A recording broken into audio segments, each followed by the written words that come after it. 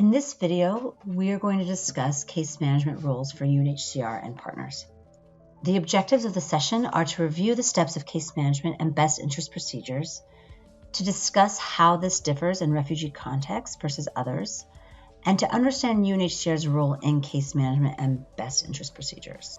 To begin with, we need to understand what we mean by case management when we're discussing gender-based violence in child protection cases. And what we're referring to is the structured method for providing help to a person of concern. So case management makes sure that issues and problems facing a child or a survivor and his or her family are identified, persons of concern are informed of all of their options available to them, and that a child or a survivor's needs are followed up in a coordinated way. Individuals are provided with emotional support throughout the process as well. So usually what happens is an individual will seek services through the variety of different service providers.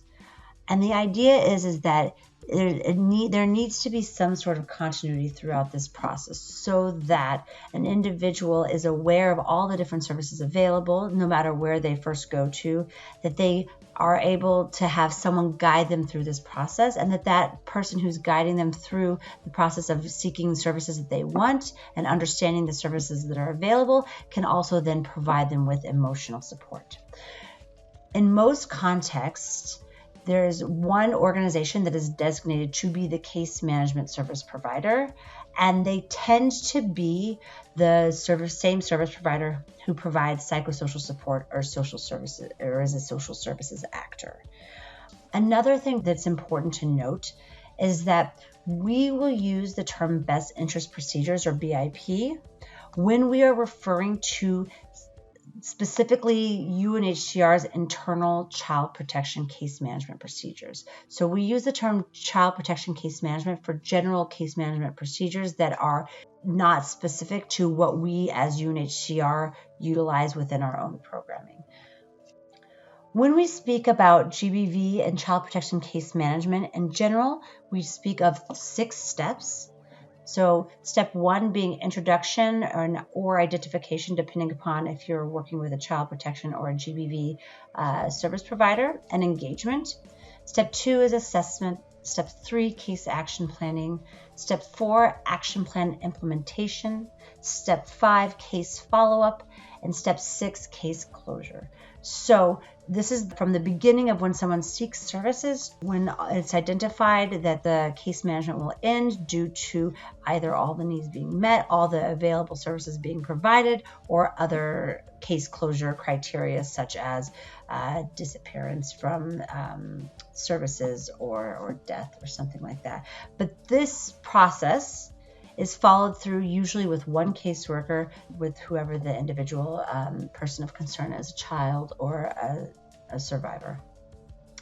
Now, where we oftentimes get into some confusion, both internally with our colleagues and externally with other actors, is that we also use the term case management for a different purpose. So what we've just reviewed here, the step 1 through 6, and the overall purpose, giving this continuity of care, is specifically for gender-based violence and child protection case management. But because we are UNHCR and with our specific mandate for refugee protection, we also do a different type of case management, and that is refugee case management. And this is made up of a broader set of services that take place from the moment a person is displaced and seeks asylum until that durable solution is able to be identified.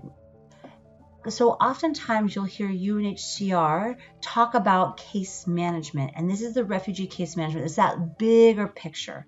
And so if you look at this image here, what you see is that there's all of these other services that we provide as UNHCR, such as refugee registration, refugee status determination, and then there's a specific case management within that, which is what we had just discussed, which is the gender-based violence case management or child protection best interest procedures, and then durable solutions as well. So what can be confusing for people is that when we talk about gender-based violence case management or child protection best interest procedures, that is a specific type of case management within this broader refugee case management. So you can have, from the time a person is displaced, they then move into the camp, they stay, and then something happens, right? An incident or a change in needs, and then that person will seek specific services for gender-based violence or child protection.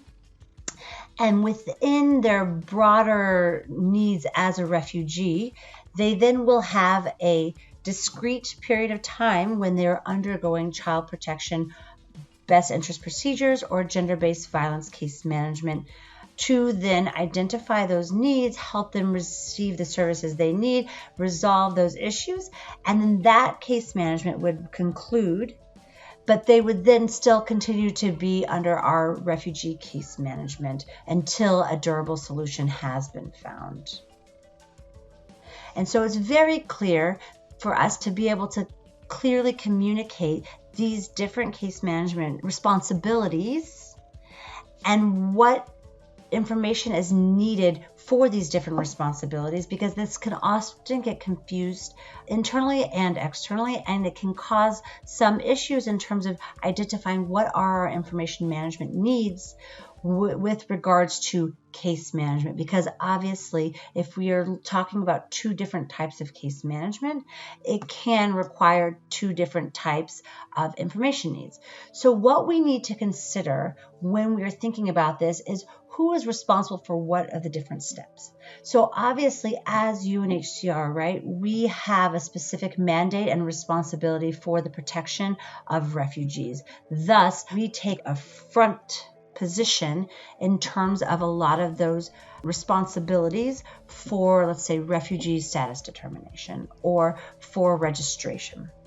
But we also, in some contexts, don't take necessarily the direct service provision role when it comes to things like gender-based violence prevention and response.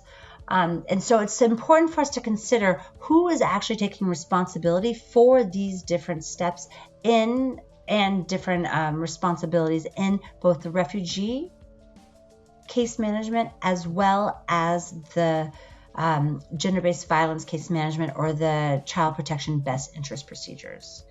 And we need to think about where we are directly engaged and how. And in what capacity? Because again, this is going to determine for us what will be our information needs. Now, I'm going to explain this a little bit more just to try to clarify to you what I mean by this.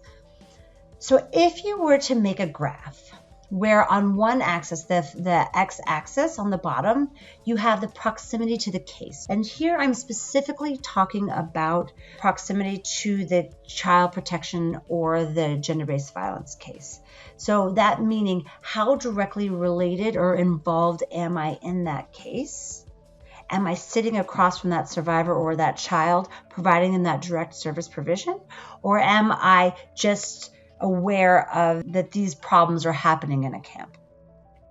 And on the y-axis, we're going to have the accountability of quality. Obviously, we are always accountable to our affected persons. That's no doubt. But we, depending upon certain contexts and certain roles, have higher levels of accountability than we do in other situations. And so the accountability of quality, so from low, meaning that we are obviously responsible for the programming that we do, but not much beyond that scope, versus we have our mandate to be in charge of all protection-related issues in a refugee context. That would be up at the higher end of this. So if I was to look at a graph like this, then what you would see is we can place different responsibilities on this graph. So something like an ombudsman is quite far removed from the individual cases, and it also does not have that accountability in terms of being responsible for the quality of overall protection programming and that sort of stuff. So that's why you see this in this far left corner, this bottom left corner, right? So it's not really particularly close to each individual case, and it's not really high, it does not have a high level of accountability for the quality of those programming. Now, if I was to go up from that to the upper left-hand quadrant, that's where you might see something more like case management oversight. Okay, so what we're seeing is that if we are overseeing or funding the provision of services of case management, we obviously have a high accountability of the quality of that. That's important for us to ensure that what is being put into place is of a high quality. So that's why we have that high up on the accountability of quality. But if we're just providing oversight, we're not going to be doing that in your face direct service provision that is hands-on with a person of concern, such as a child or a survivor. Thus, we're further down or lower on that proximity scale. So you're just doing more of the oversight, the higher level, and not really that direct implementation. Whereas if you were to look at the upper right hand corner, this is the top of the most of the accountability and of the proximity. So what we're seeing here is that both you are doing that direct service provision, you're directly engaging with a survivor or a child, and at the same time with that has a huge amount of accountability in terms of ensuring that quality of that service is high.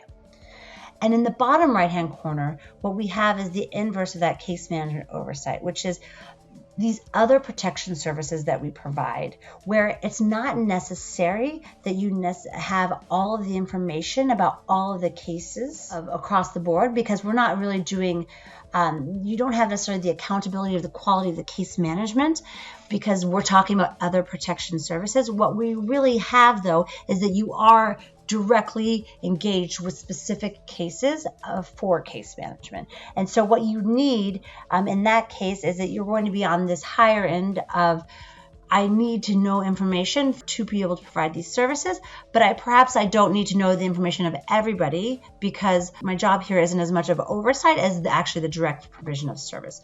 So what you can see when these are just kind of general themes about our work, but the more you go up and to the right, the more information that is necessary. And the further that you are to the bottom and to the left, the less information that is necessary.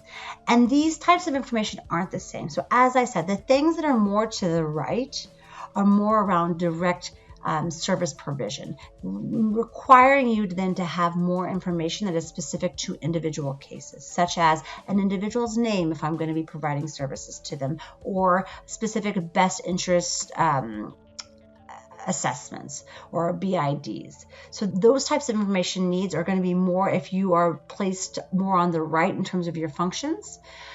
If you're more up, that's going to require broader swaths of information, but less identifiable or non-identifiable. So for oversight, we don't tend to need the names of individuals. What we need is we need to be able to look at key performance indicators, statistics, trends, these types of things that will allow us to measure the quality of programming or of implementation, and not necessarily as much information needs around those specific case needs. Now, if you're up in that upper right-hand quadrant, you're going to be needing both of those, right? You're going to need the trends and the key performance indicators to really understand the service provision that's being done, as well as that information that's necessary for case management, because you are actually providing those services. So depending upon where your specific work lands and what your engagement in case management is in a context or in an operation, this will then determine what your information needs are and how you will use specific information systems. So for example, with us as UNHCR, your needs, the way you would use V4 and for the child protection or the gender-based violence module, will depend upon this. So not everybody is going to use our digital case management systems in the same way, because our case management system is not collecting the same information, because we're not necessarily always doing the same provision or procedures in different contexts. So to give this a little bit more concretely before we finish up, is so if you were providing direct service provision in a refugee context, then what you would do is that this is going to fall up in this upper right-hand quadrant like we're talking about. This is a pretty straightforward example. Direct service provision requires us to directly engage with those survivors or those children, and requires us to then have both that quantitative trends data, so de-identified, as well as information around the cases that we are specifically responsible for. If we are doing something like protection monitoring in a refugee context, this is not going to be in the upper. This is probably going to be more down in the middle, because we're not really as accountable for the quality of service provision, because we're not really providing or overseeing case management service provision. But we are engaging directly then with the community and with these. So there is some proximity, but not direct engagement with specific cases. So for protection monitoring in refugee context, the types of information you might need will be more de-identified trends and less about the identifiable case management information. If we are in a context, we are actually providing oversight, or actually usually it looks a bit more like supervision of low capacity partners in a refugee context. What this might require is, instead of us just having to do oversight, we might actually be providing that case management supervision, helping that partner learn how to do case management. And in a case like this, then this requires more access to information, case management information, because we're going to need to be able to help them to ensure the quality of that programming. So this is going to go a little bit closer up into that right upper quadrant, right? Because you're going to need to be able to see some of that case management information to be able to provide them support on how to ensure that quality, to measure the key performance indicators. Now, if we were talking about a partner, though, that is a high capacity, either in that location or internally within their organization, they have the ability to support themselves, the internal structures to support themselves to ensure the capacity and the quality of their programming, then we won't need to have as much oversight or insight into their specific cases unless we are directly involved in it.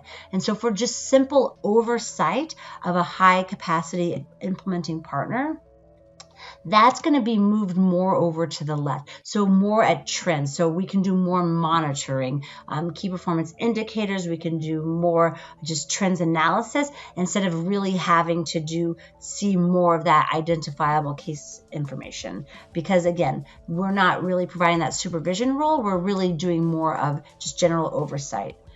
So in a context where we're doing then the resettlement service provision, so this is going to be really far right on that proximity, right? Because we're going to be doing that direct service provision. But again, there's not going to be a high level of accountability for the overall quality of gender-based violence or child protection case management. This is going to be very much specific to the accountability for that specific case. So this case will be further to the right, or this example, but it would be lower in terms of that accountability, because really what we're looking at is that specific case, not overall programming. And so in terms of that, you would need more identifiable case management information. So let's say for that specific case, maybe you're going to need that best interest assessment or a best interest determination, but you wouldn't need that for all cases, right? Or you wouldn't need the overall trends, because what's going to be important to you is really more specific for those cases. And then finally, if we were in a context where you have a high capacity operational partner in a non-refugee context, and you're doing oversight as part of like coordination. So let's say you're the co-lead in a coordination group. That's also going to go far to the left and far to the end, to the bottom, because again, you do need some basic trends to understand what is going on, who's walking indoors, that sort of thing. But you really aren't going to be involved in the accountability of the quality of their programming, because A, they have high capacity, and B, they're not an implementing partner. And also, we aren't going to be directly engaging within their cases unless somebody was referred to us. And in that case, that moves up to more of that direct service provision. So for cases that we aren't directly involved in, there wouldn't be any need for that in-depth case management information. So that's why something like this would go further to the left. So what's important for us to think about is, as we think about our information needs and our case management programming, it's important for us to separate our refugee case management versus our gender-based violence case management and child protection best interest procedures. And when we think about our roles across these different things, we need to think about what is our engagement in these different roles, because it's not the same across. We're not a monolith as UNHCR. We have different responsibilities within our agency, and so we need to think about what are the roles of our different parts when we engage in both refugee case management and gender-based violence case management and child protection best interest procedures. Thank you very much.